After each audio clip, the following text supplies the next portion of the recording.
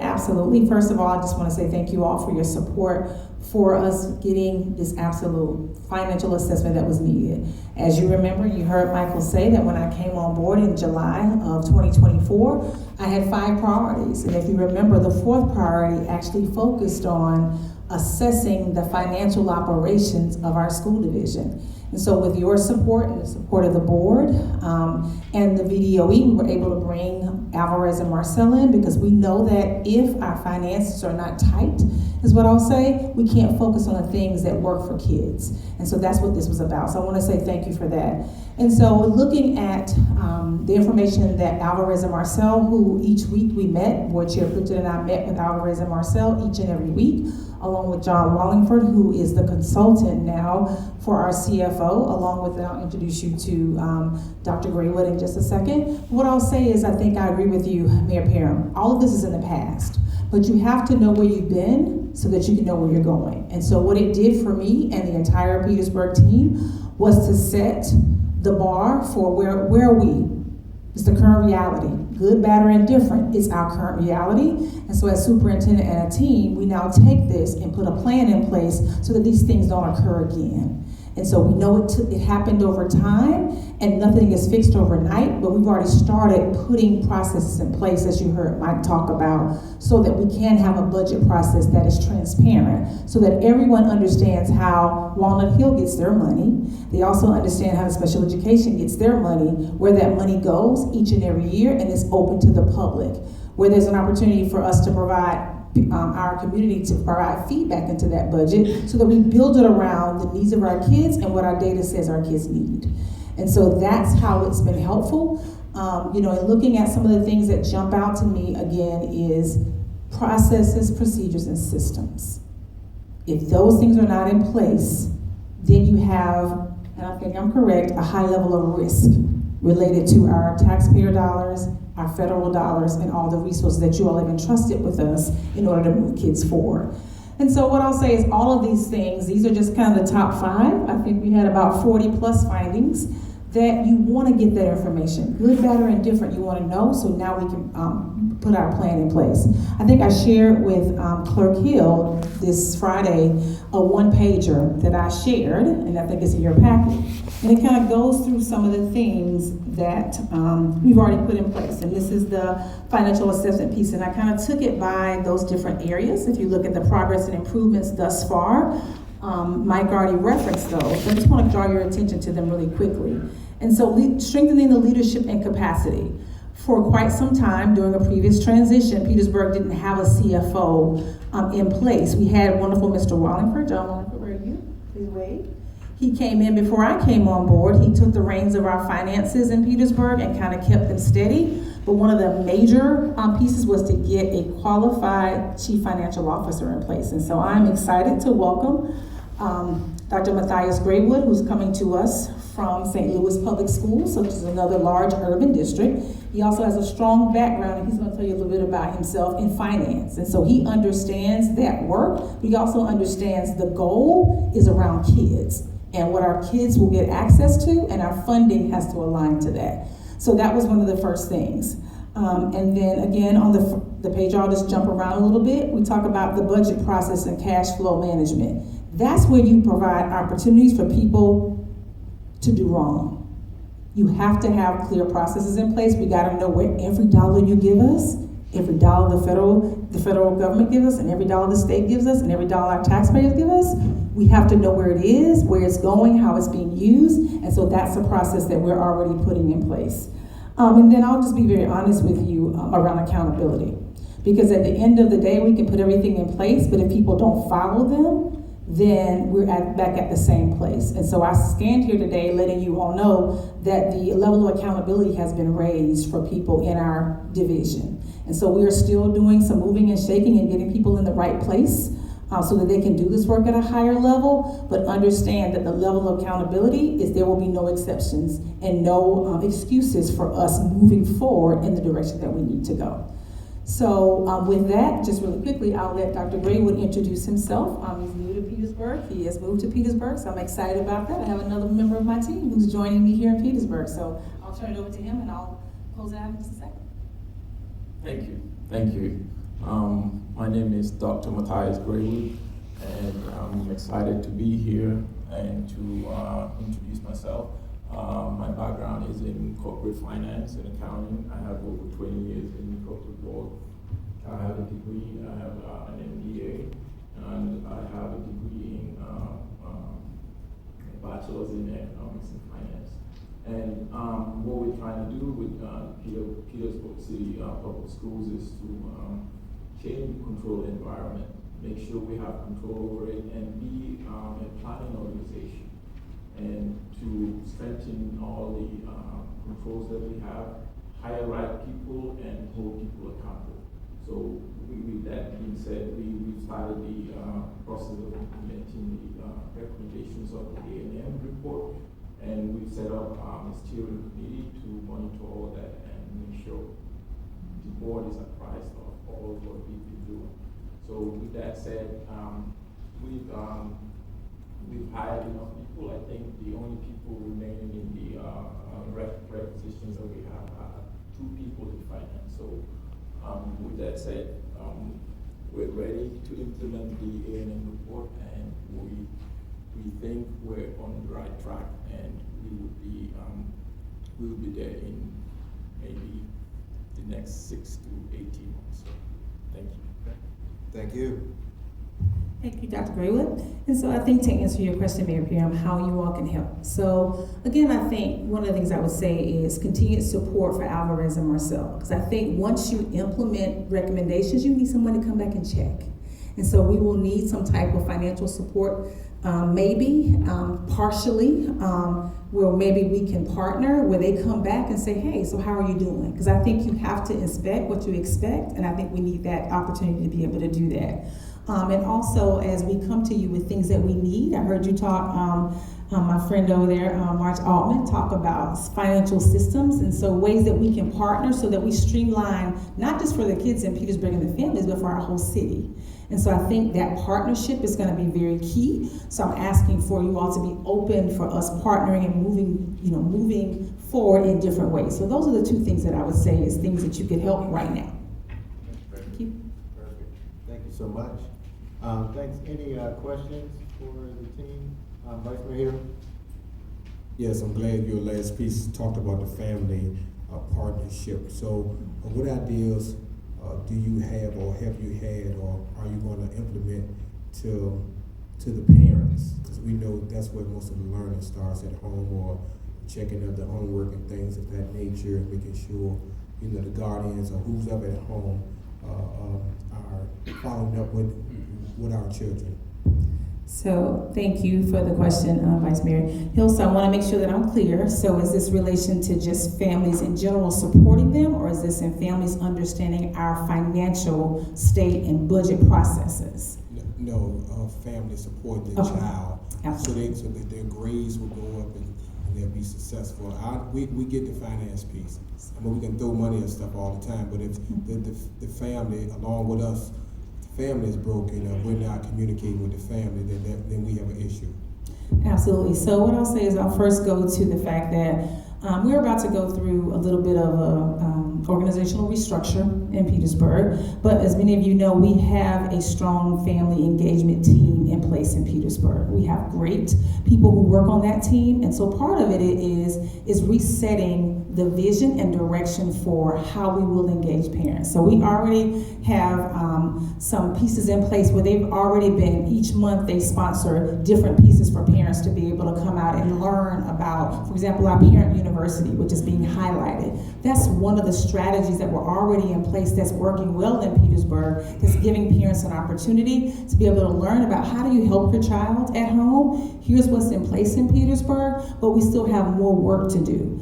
Part of my plans would also be is how do we integrate all of our schools in that? Because parents hear from the people that are closest to the work at the school level, teachers, principals, assistant principals. So part of our piece is to expand our parent engagement strategy to make sure that we're providing parents with the information that they need to be successful. One of the things I know that we're launching or had in place is a parent survey. So we can find out from parents, what are your needs? What are the things that you need to be able to do, help your kids at home? And what kind of resource do we need to put in place? So without having the team here, I'll just say, Vice Mayor Hill, is that is a part of our ultimate strategy, is to work with our parents and put a strategy that expands upon our parent university. And so I'm happy to come back to the entire council and talk to you about what those pieces entail and then give you some data on how it's working and how it's moving. Thank you. But can I say one more thing though? One of the things that we're going to be launching really clear here is around attendance. Because chronic absenteeism in Petersburg City Public Schools is one of our top challenges. And so we're starting with parents around getting your kids to school. You hear me say that at the elementary level, it is a parent challenge because parents get elementary kids to school. Middle and high school, you get a little bit more in kids, so we are starting that engagement that you're talking about with parents first focusing on, can we get our kids to school every day or as much as possible? And so we're about to launch a campaign, and we'll be getting you all support as well, because chronic absenteeism is about 30+% in Petersburg. And so that is where we're starting with attendance. All right, Councilman Jones?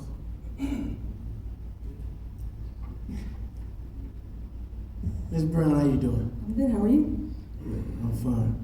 I want to say thank you, and to your whole staff. What I like is the fact that well, let me go back. There's this thing called Petersburg Pride. It's been here forever. And along the years, it's been slipping away. As a coach, we always say the kids don't care what you know until they know you care.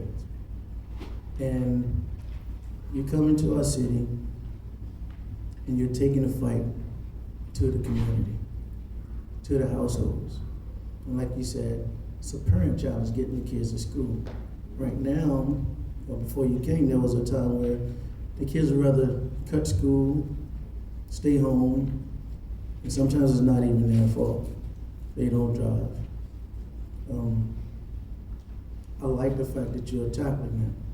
And with the finance department, it seemed like a very strong team that we put together. And I want to know, is there or will there ever be a chance or opportunity for our finance department and your finance department to meet quarterly to make sure we're on the same pages and make sure, we're going strong citywide and school system-wide to make sure if we see any future pitfalls, we can attack it and hit it early before it becomes something like we've been saying in the past. I know how much your money means to you, and I know it's every dime it's spent, and I know what you're up against, dealing with the community and with the parents and absenteeism. So I just want to know that. And Mr. Van Voorhees, you heard us say that they were open to that system upgrade. So she said it, and we said it. So we're open, Ms. Brown, to that same thing. So I expect that to happen and take place when we start the process as the city manager. But will there be an opportunity for you guys to form a team, a citywide team, finance, to make sure we're on the same page down the line? Thank you, Councilman Jones. I will just say emphatically, yes, there is that opportunity, and I think it is a necessity.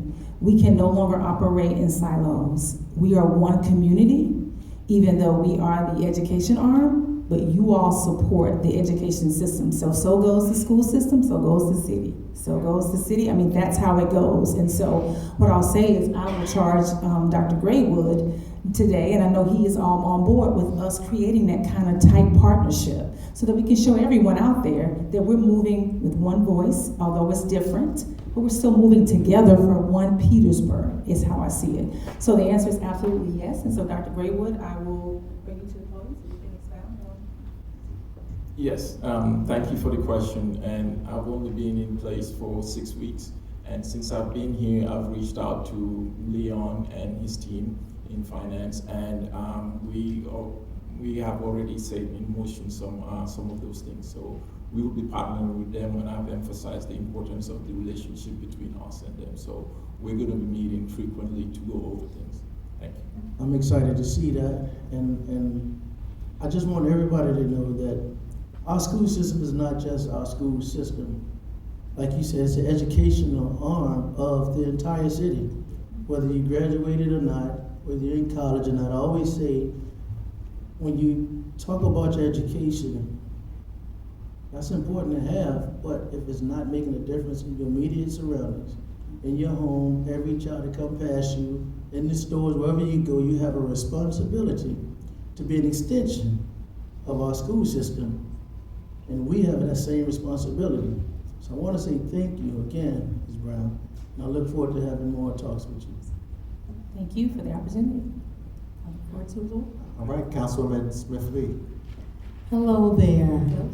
I'm so excited about your energy that you're bringing to Petersburg. Wade Pride. And we love it.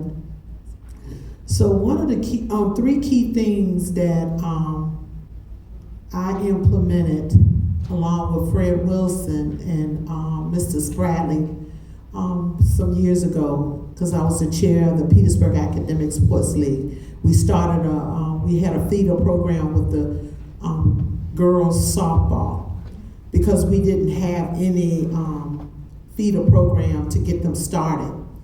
And it died down, but hopefully it will come back, because during that time we had a feeder program, and by the time those girls got to, they were in elementary school, by the time they got to high school, we produced some good athletes. And a few of them have been inducted into the Petersburg Academic Hall of Fame.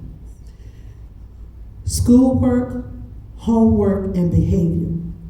Those were the three key things that we implemented to each of those girls.